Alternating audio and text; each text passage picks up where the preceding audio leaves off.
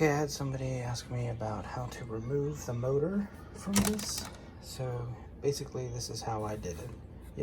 This is the only way I could see to do it. So first thing you gotta do is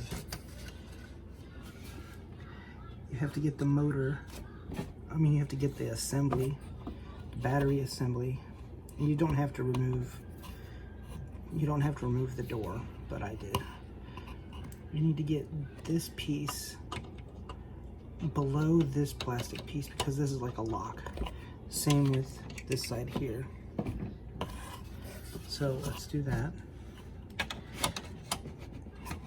And basically it's just a paper on the other side with a thin metal sheet. So push that down. So now this is below this.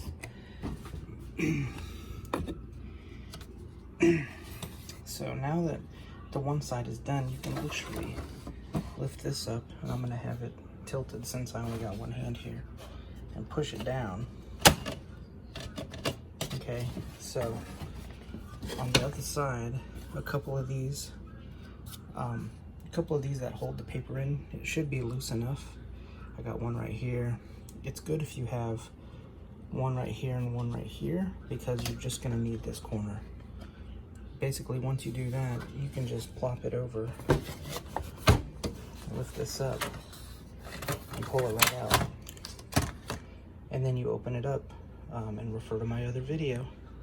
Thanks.